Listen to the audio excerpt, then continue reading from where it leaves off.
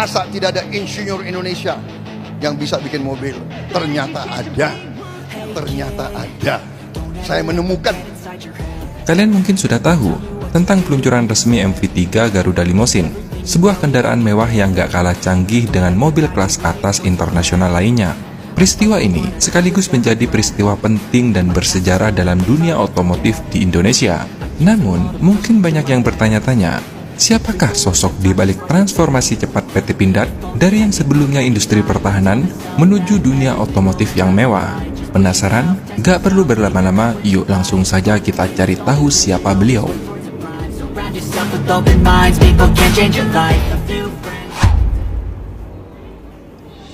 PT Pindad memang selalu dikenal dengan industri pertahanannya di dalam negeri. Tapi siapa sangka kini berhasil menggebrak panggung otomotif di dalam negeri. MV3 Garuda Limousine yang memiliki tampilan elegan dan syarat akan teknologi canggih memang tak bisa dipungkiri. Sebuah pencapaian yang tak terduga yang sekaligus menandai babak baru bagi Indonesia dalam meraih kemandirian di sektor otomotif. Tapi, kenapa mereka bisa tiba-tiba menghadirkan kendaraan mewah seperti MV Garuda Limousine? Terlebih, kendaraan ini memiliki desain yang elegan, spesifikasi yang dimilikinya pun tak main-main, dan teknologi terbaru yang disematkan pasti bukanlah orang yang sembarangan di balik semua ini. Tapi, tunggu, kita flashback sebentar. Sudah sejak lama, Prabowo Subianto yang saat ini menjadi presiden kita, meyakini bahwa Pindad akan menjadi pionir dalam industri otomotif nasional. Ada profesor Indonesia, lulusan MIT. Hari pertama dia lulus dari MIT, direkrut oleh General Motor. Dia kerja di General Motor kalau nggak salah 13 tahun atau 15 tahun. Saya dengar ada orang itu, saya dengar bahwa dia sudah kembali ke Indonesia. Saya tarik dia, Profesor, daripada Anda hanya ngajar di ITB, sangat penting, tapi Anda tetap ngajar di ITB, tapi Anda jadi direktur produksi teknologi di Pindad, dan itu hasilnya adalah mobil buatan Indonesia. Kepercayaan diri ini bukanlah tanpa alasan. Ini berakar kuat pada talenta yang dimiliki oleh salah satu putra terbaik bangsa. Siapakah dia? Dia adalah Insinyur Sigit Puji Santosa. Saat ini, Insinyur Sigit Puji Santosa menduduki jabatan Direktur Teknologi dan Pengembangan di PT Pindad, orang yang paling bertanggung jawab atas segala hal yang berkaitan dengan inovasi, penelitian, dan pengembangan produk baru. Pasti banyak dari kalian yang belum kenal, khususnya bagi masyarakat umum. Tapi, dialah pemikir di balik inovasi-inovasi besar yang nanti membawa Pindad menuju jalur gemilangnya. Insinyur Sigit Puji Santosa lahir di Pacitan pada 19 Juli 1967. Dia adalah salah satu putra terbaik bangsa dengan prestasi akademik yang luar biasa. Ia lulus dari ITB dengan predikat cum laude di bidang teknik mesin di usia 24 tahun. Kemudian di usianya 28 tahun, ia melanjutkan studinya ke Massachusetts Institute of Technology atau MIT yang ada di Amerika. Beliau berhasil meraih gelar master dan doktor di usianya yang masih 32 tahun, sebuah pencapaian yang hanya dapat diraih oleh segelintir orang dengan kemampuan intelektual yang luar biasa. Selepas dari MIT, kecemerlangan karirnya pun segera menjadi bukti bahwa Insinyur Sigit Puji Santosa bukanlah orang yang sembarangan. General Motor, salah satu perusahaan otomotif terbesar di dunia, langsung merekrutnya.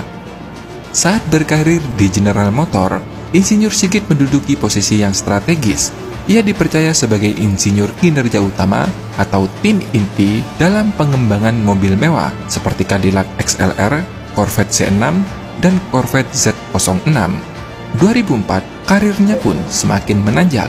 Ia dipercaya di Departemen Keselamatan dan Kelayakan Tabrak, sekaligus insinyur kinerja utama untuk pengembangan Cadillac DTS, Buick Lursen, Chevrolet Double HR, Chevrolet Equinox, GMC Piren, Cadillac SRX, sub SUV, dan kendaraan kompak Buick generasi berikutnya.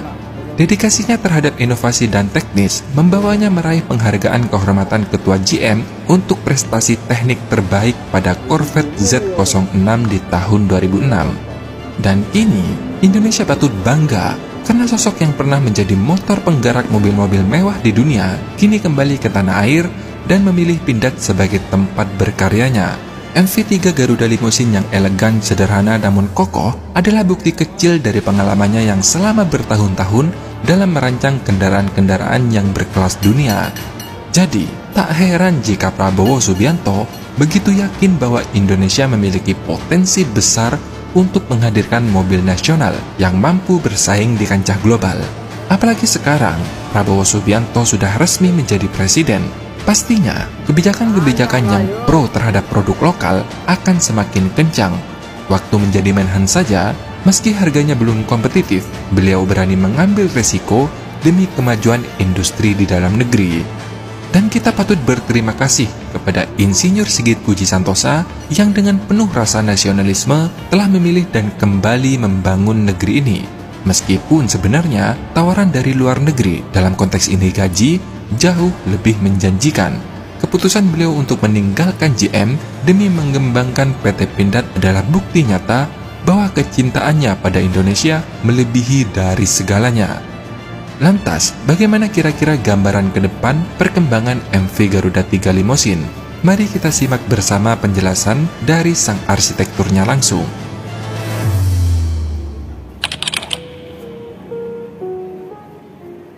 Ada kebutuhan di mana untuk kebutuhan Bapak Presiden kita memerlukan maung yang bersifat eksklusif untuk Presiden yang memiliki kemampuan jelajah yang cukup baik karena medan yang akan digunakan oleh beliau, dan juga ketahanan dan keamanan terhadap potensi-potensi keamanan terhadap beliau. Dan kami kembangkan maung limusin ini dengan tentunya harus luxurious, VIP quality dari eksterior dan interior, kemudian juga terhadap fitur-fitur keamanannya kami kembangkan sehingga berkenan untuk Bapak Presiden.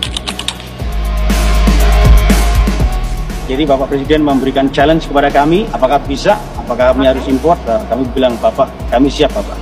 Jadi Pindad melakukan perancangan desain, kami punya desainer yang sangat muda, project manager dan engineer sangat muda yang sangat tekun, sehingga dengan challenge tadi kami wujudkan dan alhamdulillah beliau sangat berkenan. Jadi kalau MV3 sendiri ini kita kembangkan sekitar 2 tahun lalu, tapi ini adalah varian terbaru. Jadi bukan modifikasi tapi varian baru yang long wheelbase, sehingga untuk VVIP memiliki legroom yang cukup longgar dan cukup nyaman, dan bahkan bisa untuk istirahat, untuk video istirahat. Ada leg rest, ada almost flat seat back gitu ya.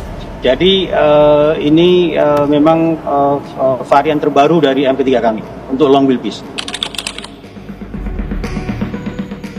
Untuk yang yang luxurious ini kami sedang lakukan studi pasar, Mbak, dan juga tentunya cukup banyak yang masuk ke kami akan pertimbangkan ke depannya untuk umum dan juga untuk yang VIP.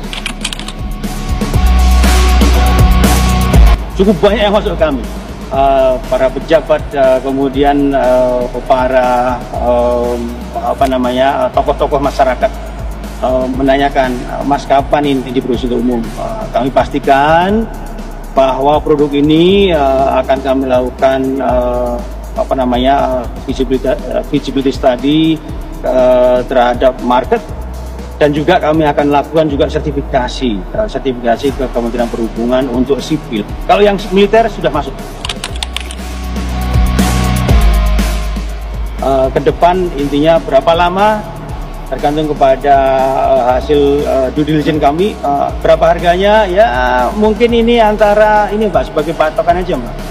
Up level Fortuner dan up level Pajero, dan yang atasnya nanti kita batasin di angkanya Rubicon, Mbak. Jadi kami ingin kompetitif lah. Ini adalah niche market yang kami tidak ingin berlawan head to head dengan yang lain. Kami ambil di tengah-tengah aja. Nah, itu guys informasi kali ini. Semoga video ini menginspirasi generasi-generasi muda kita untuk menjadi insan yang lebih bermanfaat bagi nusa dan bangsa. Terima kasih sudah menonton, sampai jumpa di next video. Dadah!